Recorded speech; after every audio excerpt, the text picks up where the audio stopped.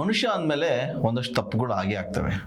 ಮನುಷ್ಯನಿಗೆ ಸಹಜವಾಗಿ ಕೋಪ ಆಕ್ರೋಶ ಬಂದೇ ಬರುತ್ತೆ.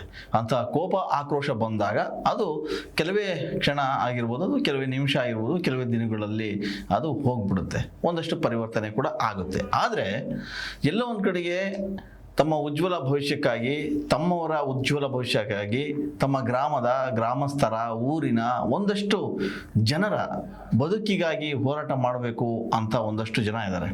ಅವರು ಪರಿವರ್ತನೆ ಆಗೋದು ಭಾಳ ಕಷ್ಟ.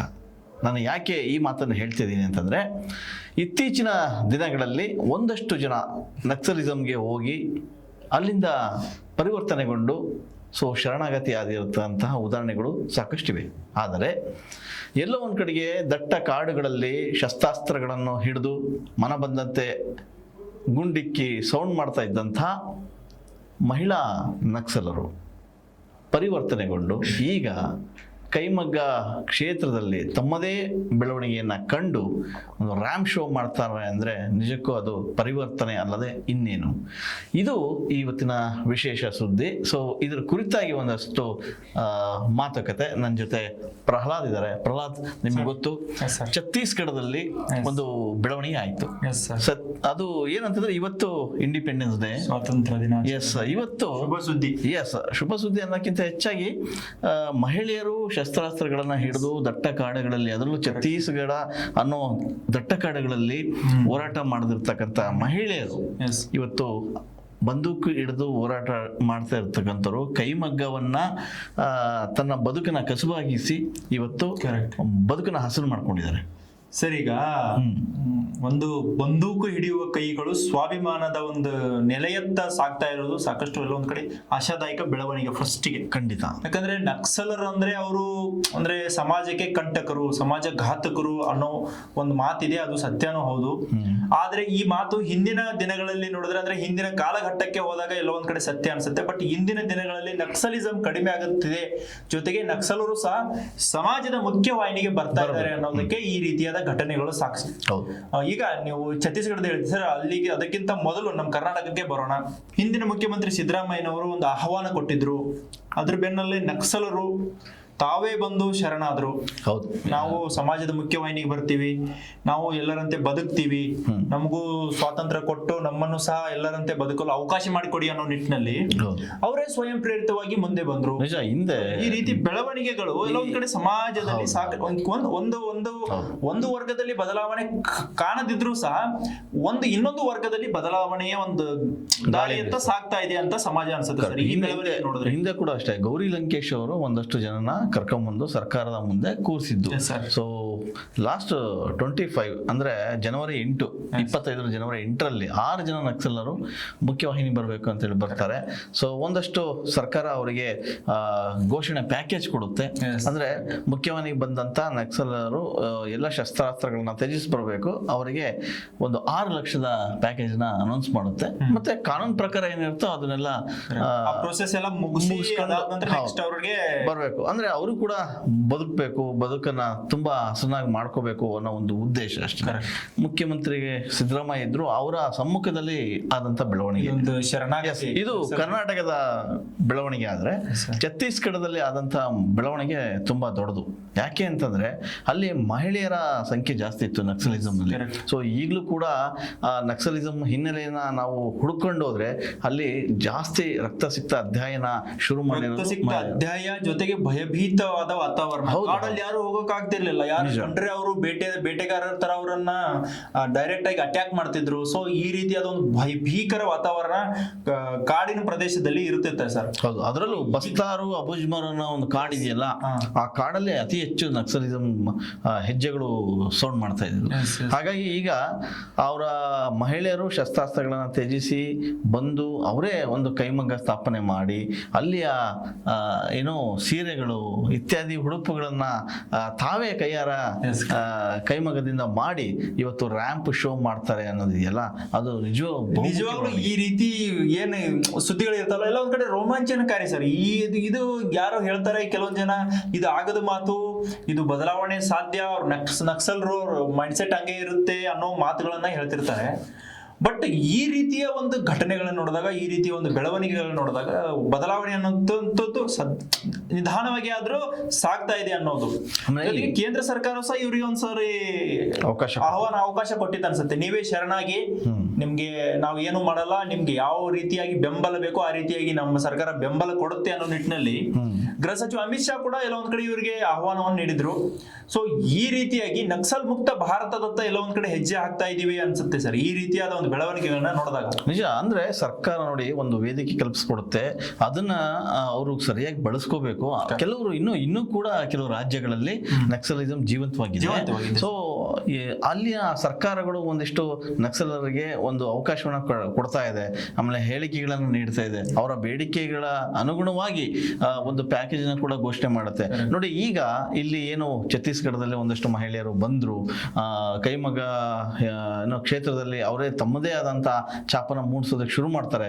ಅವರಿಗೆ ಒಂದು ಪ್ಯಾಕೇಜ್ ಘೋಷಣೆ ಮಾಡಿ ಸ್ವಾವಲಂಬಿಗಳಾಗಿ ಬದುಕಿ ಅಂತ ಸರ್ಕಾರ ಅವರಿಗೆ ವ್ಯವಸ್ಥೆ ಮಾಡಿಕೊಟ್ಟು, ಶಿಕ್ಷಣ ಮೂಲಭೂತವಾಗಿ ಶಿಕ್ಷಣ ಅವರಿಗೆ ಶಿಕ್ಷಣದಿಂದಲೇ ಎಲ್ಲ ಸಾಧ್ಯ ಅನ್ನೋ ಅವರಲ್ಲಿ ಒಂದು ಬೀಜವನ್ನು ಬಿತ್ತಿ, ಶಿಕ್ಷಣದ ಒಂದು ಪರಿಕಲ್ಪನೆ ಬೀಜವನ್ನು ಬಿತ್ತಿ ಅವರನ್ನ ಸಮಾಜದ ಮುಖ್ಯವಾಹಿನಿಗೆ ತರುವಂತ ಕೆಲಸ ಇದು ಅತ್ಯಂತ ಒಂದು ಸ್ವಾಗತಾರ್ಹ ಕೆಲಸ ಅನ್ಸುತ್ತೆ ನಿಜಕ್ಕೂ. ಆಮೇಲೆ ಅದೆಷ್ಟೋ ಮಹಿಳೆಯರಿಗೆ ಇವತ್ತು ಸ್ಫೂರ್ತಿಯಾಗಿದೆ ನೋಡಿ.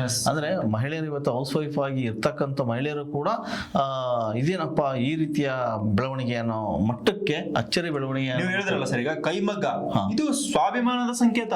ದುಡಿಮೆನ ಅವರೇ ಮಾಡ್ಕೊಂಡು ಸಮಾಜದಲ್ಲಿ ಎಲ್ಲರಂತೆ ಬದುಕಬೇಕು, ಎಲ್ಲರಂತೆ ಬಾಳ್ಬೇಕು.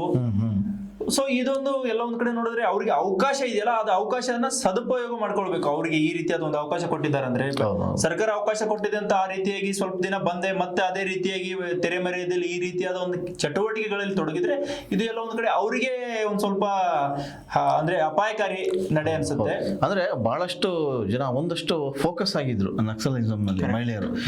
ಹಾಗೆ ನೋಡಿದ್ರೆ ಈಗ ಏನು ಕೈಮಗದ ಒಂದು ಫ್ಯಾಷನ್ ಶೋ ಮಾಡ್ತಾರೆ ಛತ್ತೀಸ್ಗಢದಲ್ಲಿ, ಆ ಫ್ಯಾಷನ್ ಶೋದಲ್ಲಿ ತಾವೇ ಕೈಮಗದಿಂದ ನೇಯ್ದಂತ ಸೀರೆಗಳನ್ನ ಧರಿಸಿ, ಆ ಉಡುಪು ಸಮವಸ್ತ್ರಗಳನ್ನ ಧರಿಸಿ ರ್ಯಾಂಪ್ ಶೋ ಮಾಡ್ತಾರೆ. ಆ ರ್ಯಾಂಪ್ ಶೋದಲ್ಲಿ ಒಂದಷ್ಟು ಮಹಿಳೆಯರು ಕಾಣಿಸ್ಕೊಂಡಿದ್ದಾರೆ.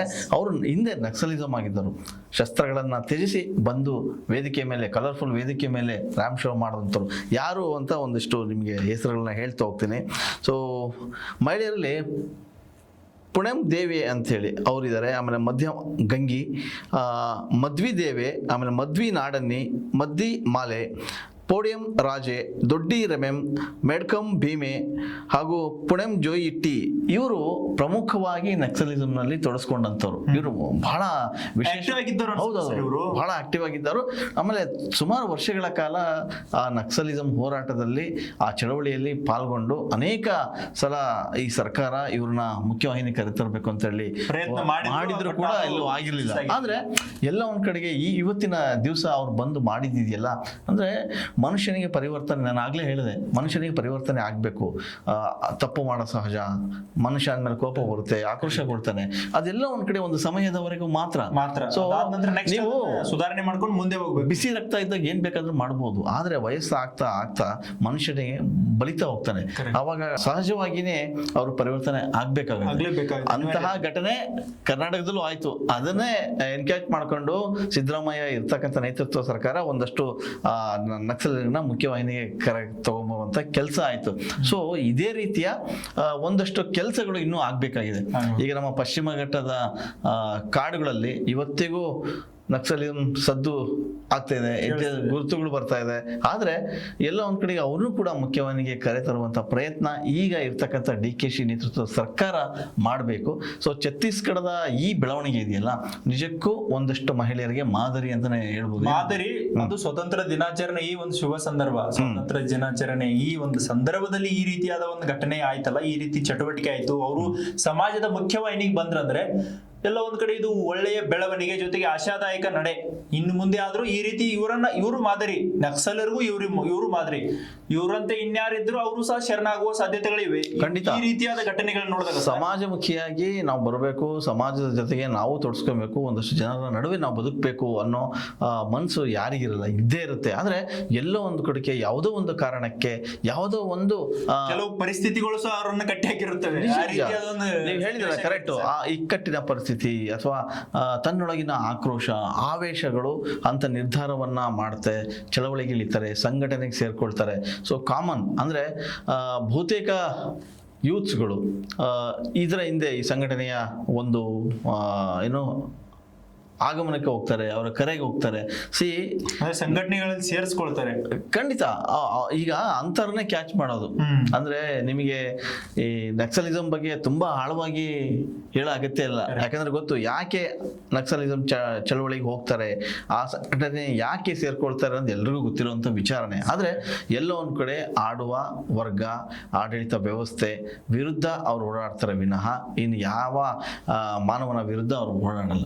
ವ್ಯವಸ್ಥೆಯ ವಿರುದ್ಧ ಅಷ್ಟೇ. ವ್ಯವಸ್ಥೆಯ ವಿರುದ್ಧ ಯಾಕೆ ಓಡಾಡ್ತಾರೆ? ಇಲ್ಲಿ ನಿಮಗೆ ಸಮಾಜದಲ್ಲಿ ಆಡಳಿತ ನಡೆಸೋರು ಚೆನ್ನಾಗಿ ವ್ಯವಸ್ಥೆ ನಡೆಸಿಲ್ಲ, ವ್ಯವಸ್ಥೆಯನ್ನು ಹದಗೆಡಿಸಿದ್ದಾರೆ ಅಂದಾಗ ಅದ್ರ ವಿರುದ್ಧ ಹೋರಾಡ್ತಾರೆ. ಬಂಡೆದ್ದು ಆ ರೀತಿ ಈಗ ರಾಜಕಾರಣಿಗಳು ಬಂಡಾಯ ಎದ್ದೇಳ್ತಾರೆ, ಇವರು ಬಂಡೆದ್ದು ಹೋಗ್ತಾರೆ ಅಷ್ಟೇ. ಇಷ್ಟೇ ಅದಕ್ಕೂ ಇದಕ್ಕೂ ವ್ಯತ್ಯಾಸ. ಇವರು ಇಲ್ಲಿ ಇತ್ಕೊಂಡು ಬಂಡಾಯ ಮಾಡ್ತಾರೆ, ಅವರು ಕಾಡಲ್ಲಿ ಇತ್ಕೊಂಡು ಬಂಡೆ ಹೇಳ್ತಾರೆ. ಸೊ ಅವ್ರಿಗೂ ಇವ್ರಿಗೂ ಇರುವಂತ ವ್ಯತ್ಯಾಸ ಇಷ್ಟೇ. ಸೊ ನಕ್ಸಲಿಸಂ ವಿಚಾರದಲ್ಲಿ ಅಷ್ಟೇ ಕರೆಕ್ಟ್. ಆದ್ರೆ ನಕ್ಸಲಿಸಂ ಚಟುವಟಿಕೆಯಲ್ಲಿ ತೊಡಸ್ಕೊಂಡಿರುವಂತ ಬಹಳಷ್ಟು ಜನ ಇವತ್ತಿಗೂ ಇದ್ದಾರೆ. ಆದ್ರೆ ಅವರಿಗೆ ಮುಖ್ಯವಾಹಿನಿಗೆ ಬರ್ಬೇಕನ್ನೋ ಆಸೆ ಇದೆ. ಎಲ್ಲೋ ಒಂದ್ ಕಡೆಗೆ ಕಾನೂನು ತೊಡಕುಗಳು ಇರ್ಬೋದು, ಇನ್ನೊಂದು ಭಯ ಭೀತಿ ಇರ್ಬೋದು, ಅದನ್ನ ಹೋಗಲಾಡಿಸುವಂತ ಪ್ರಯತ್ನ ಸರ್ಕಾರಗಳು ಮಾಡಬೇಕು. ಈಗ ಎಕ್ಸಾಂಪಲ್ ಛತ್ತೀಸ್ಗಢದಲ್ಲಿ ಆದಂತ ಈ ಒಂದು ನಿದರ್ಶನ ಬೇರೆ ರಾಜ್ಯಗಳಿಗೂ ವಿಸ್ತರಿಸಬೇಕು. ಆಗ ನೋಡಿದ್ರೆ ಇದು ತೆಲಂಗಾಣ, ಆಂಧ್ರ ಅಲ್ಲಿ ಕೂಡ ಆಮೇಲೆ ಕೇರಳದಲ್ಲೂ ಕೂಡ ಇದೆ. ಸೊ ಎಲ್ಲ ಒಂದ್ ಕಡೆಗೆ ಇವತ್ತಿಗೂ ಅಲ್ಲಲ್ಲಿ ಆಗಾಗ ಕಾಣಿಸ್ಕೊಳ್ಳುತ್ತೆ ಈ ಒಂದು ಚಳವಳಿಯ ಹೋರಾಟ. ಸೊ ಇದು ನಿರಂತರವಾಗಿ ನಡೀತಾನೆ ಇದೆ. ಆದ್ರೆ ಇದನ್ನ ಹತ್ತಿಕ್ಕುವಂತ ಕೆಲಸ ಆಗೋಕ್ಕಿಂತ ಮೊದಲು ಸೊ ಅವ್ರನ್ನ ಕೂರಿಸಿ ಬರಬೇಕು. ಬಂದರೆ ಮಾತ್ರ ಇದಕ್ಕೊಂದು ಅರ್ಥ ಸಿಗುತ್ತೆ. ಸಮಾಜದಲ್ಲಿ ಎಲ್ರಿಗೂ ಬದುಕುವಂತ ಅವಕಾಶ ಇದೆ, ಇಲ್ಲ ಅಂತ ಕಾನೂನು ಎಲ್ರಿಗೂ ಬದುಕುವಂತ ಅವಕಾಶವನ್ನು ಕೊಟ್ಟಿದೆ. ಆದ್ರೆ ಅವರು ಇಷ್ಟೇ ವ್ಯವಸ್ಥೆ ವಿರುದ್ಧವಾಗಿ ಇರೋದಕ್ಕೆ ಇಷ್ಟೆಲ್ಲ ರಾದಂತಗಳು ಆಗ್ತಿರೋದು. ನೀವು ವ್ಯವಸ್ಥೆ ಸರಿ ಮಾಡಿಕೊಟ್ರೆ ಎಲ್ಲದೂ ಸರಿ ಹೋಗುತ್ತೆ. ತಪ್ಪಾಗಿರುತ್ತೆ, ಆದರೆ ತಪ್ಪನ್ನ ಒಪ್ಪಿ ಮಾಡುವಂತ ಒಂದು ಒಳ್ಳೆಯ ಅವಕಾಶ ಕೊಡುವಂತ ಸರ್ಕಾರಗಳು ಈಗಲೂ ಕೂಡ ಕಣ್ಮುಂದೆ ಇವೆ. ಸೊ ಅಂತ ಅವಕಾಶ ಸಿಕ್ಕಾಗ ಖಂಡಿತ ಅವರು ಕೂಡ ಬರ್ತಾರೆ. ಉದಾಹರಣೆ ಈಗ ಸಾಕಷ್ಟು ನಡೆದಿವೆ. ಸೊ ಛತ್ತೀಸ್ಗಢದ ಈ ಬೆಳವಣಿಗೆ ನಿಜಕ್ಕೂ ಎಷ್ಟೋ ಮಹಿಳೆಯರಿಗೆ, ಎಷ್ಟೋ ಸಂಘಟನೆಗೆ ಸೇರ್ಬೇಕಂತ ಇರೋರಿಗೆ, ಸಂಘಟನೆಯಲ್ಲಿ ಇರತಕ್ಕಂಥ ಮಹಿಳೆಯರಿಗೂ ಕೂಡ ಇವತ್ತು ಅದು ಒಂದು ರೀತಿಯ ಭರವಸೆ ಮೂಡಿಸಿ ಒಂಥರ ಕ್ರೂರತೆ ಅಡಗಿರುತ್ತಲ್ಲ ಸರ್, ಅದ ಕ್ರೂರತೆಯನ್ನ ತೊಳೆದು ಹಾಕುವ ನಿಟ್ಟಿನಲ್ಲಿ ಇವರು ಮಾದರಿ ಆದ್ರೂ ಅನ್ಸುತ್ತೆ. ಖಂಡಿತ. ಯಾಕಂದ್ರೆ ನಾನು ಹೇಳಿದೆ ನಿಮಗೆ ಪರಿವರ್ತನೆ ಅನ್ನೋದು ಮನುಷ್ಯನ ಇದರಲ್ಲಿ ಒಂದು ಟೈಮಲ್ಲಿ ಬಂದ್ಬಿಡುತ್ತೆ. ಅದು ಬಂದಾಗ ಟಕ್ಕನಾಗಿ ಬರಬೇಕು. ಸೊ ಹಾಗಾಗಿದ್ದೇ ಈ ಪ್ರಯತ್ನ ಛತ್ತೀಸ್ಗಢದಲ್ಲಿ ಬಂದಂತ ಆ ಮಹಿಳೆಯರಿಗೆ. ಸೊ ಅಲ್ಲಿನ ಸರ್ಕಾರ ಒಂದೊಳ್ಳೆ ಅವಕಾಶ ಕೊಡ್ತು ನೋಡಿ, ಕೈಮಗ್ಗ ನೇಯುವಂತ ಕೆಲಸವನ್ನ ಕೊಡ್ತು. ಅವರದನ್ನ ಸ್ವಾವಲಂಬಿಗಳಾಗಿ ಬದುಕಿ ತೋರಿಸಿದ್ರು. ಸೊ ನಾವು ಕೂಡ ತಪ್ಪು ಮಾಡಿದ್ರು ಕೂಡ ತಪ್ಪನ್ನ ತಿದ್ದಿ ಹೇಗೆ ನಮ್ಮ ಬದುಕನ್ನ ಹಸನ್ ಮಾಡ್ಕೊಬೇಕು ಅನ್ನೋದನ್ನ ತೋರಿಸ್ಕೊಟ್ಟಂತವ್ರು. ಹಾಗಾಗಿ ಇದೊಂದು ರೀತಿಯ ಮಾದರಿ ಮಹಿಳೆಯರಂತಾನೆ ಹೇಳ್ಬೋದು. ಸೊ ಛತ್ತೀಸ್ಗಢದ ಇದು ಒಂದು ಉದಾಹರಣೆ ಅಷ್ಟೇ. ಇಂತಹ ಉದಾಹರಣೆಗಳು ಸಾಕಷ್ಟಿವೆ. ಆದ್ರೆ ಇವತ್ತೇ ಛತ್ತೀಸ್ಗಢದ ಈ ವಿಷಯ ಯಾಕೆ ಹೇಳ್ತೀವಿ ಅಂದ್ರೆ ಇವತ್ತು ವಿಶೇಷವಾದಂತ ದಿನ. ಹಂಗಾಗಿ ಈ ದಿನಕ್ಕೆ ಕೈಮಗ್ಗದ ಸ್ವಾತಂತ್ರ್ಯ ದಿನಾಚರಣೆ ಸಂದರ್ಭದಲ್ಲಿ ಕೈಮಗ್ಗದ ರ್ಯಾಂಪ್ ಶೋ ಮಾಡ್ತಾರೆ. ಸೊ ಇದು ಎಷ್ಟರ ಮಟ್ಟಿಗೆ ಅವ್ರಿಗೆ ಮೋಟಿವೇಟ್ ಮಾಡ್ತು ಅಂತ.